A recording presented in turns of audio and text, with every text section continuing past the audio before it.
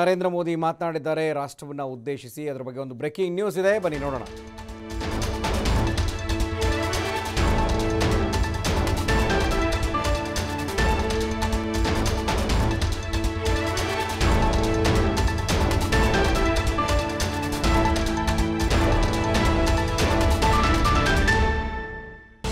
ದೇಶದ ಜನತೆಗೆ ಗರೀಬ್ ಅನ್ನ ಯೋಜನೆಯನ್ನು ಘೋಷಣೆ ಮಾಡಿದ್ದಾರೆ ಪ್ರಧಾನಿ ನರೇಂದ್ರ ಮೋದಿ.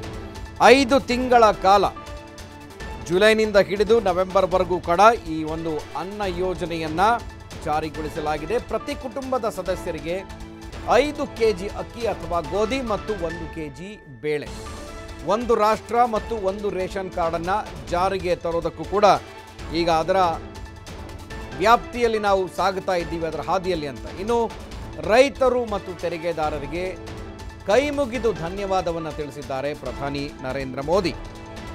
ಪ್ರಾಮಾಣಿಕವಾಗಿ ತೆರಿಗೆ ಪಾವತಿ ಮಾಡಿರೋದ್ರಿಂದನೇ ದೇಶ ಸುಭಿಕ್ಷವಾಗಿದೆ ಅನ್ನುವಂತಹ ಮಾತನ್ನು ಒತ್ತಿ ಹೇಳಿದ್ದಾರೆ. 130 ಕೋಟಿ ಭಾರತೀಯರ ರಕ್ಷಣೆಯ ಯಜ್ಞ ನಡೀತಾ ಇದೆ, ಅದಕ್ಕಾಗಿ ಎಲ್ಲರೂ ಸಹಕರಿಸಿ ಅಂತ ಪ್ರಧಾನಿ ನರೇಂದ್ರ ಮೋದಿ ಮನವಿ ಮಾಡಿದ್ದಾರೆ. अनलॉक 2 में प्रवेश कर रहे हैं और हम उस मौसम में भी प्रवेश कर रहे हैं जहां सर्दी, जुकाम, खांसी, बुखार, ये सारे न जाने क्या क्या होता है, ये मामले बढ़ जाते हैं.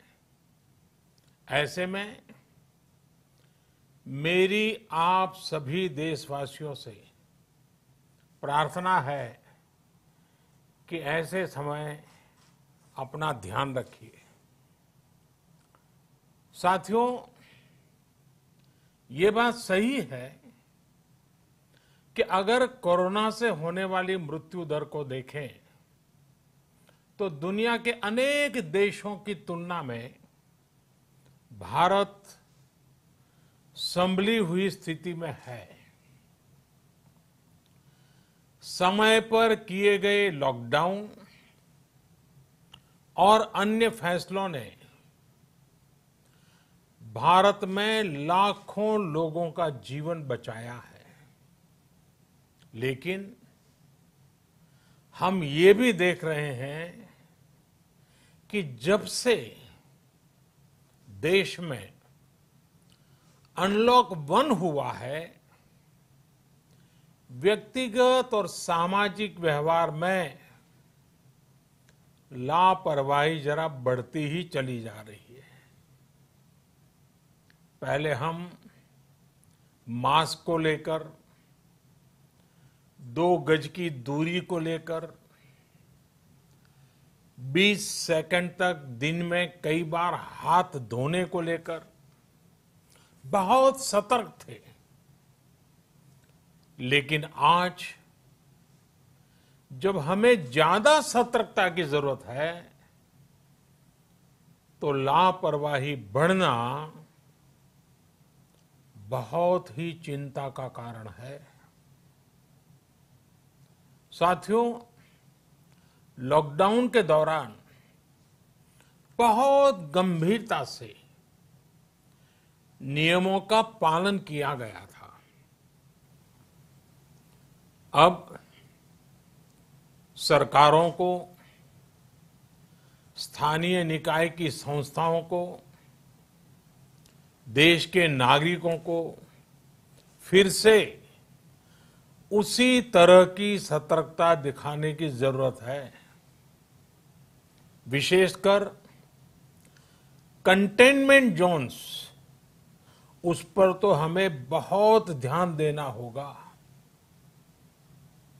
जो भी लोग नियमों का पालन नहीं कर रहे हैं, हमें उन्हें टोकना होगा, रोकना होगा और समझाना भी होगा. अभी आपने खबरों में देखा होगा, एक देश के प्रधानमंत्री पर 13,000 रुपये का जुर्माना इसलिए लग गया क्योंकि वो सार्वजनिक स्थल पर मास्क पहने बिना गए थे. भारत में भी स्थानीय प्रशासन को इसी चुस्ती से काम करना चाहिए। जीवन की रक्षा करने का अभियान है। कोरोना वैश्विक महामारी के खिलाफ लड़ते लड़ते अब हम अनलॉक 2 में प्रवेश कर रहे हैं और हम उस मौसम में भी प्रवेश कर रहे हैं जहां सर्दी, जुकाम, खांसी, बुखार, ये सारे न जाने क्या क्या होता है, ये मामले बढ़ जाते हैं। ऐसे में मेरी आप सभी देशवासियों से प्रार्थना है कि ऐसे समय अपना ध्यान रखिए। साथियों, ये बात सही है कि अगर कोरोना से होने वाली मृत्यु दर को देखें तो दुनिया के अनेक देशों की तुलना में भारत संभली हुई स्थिति में है।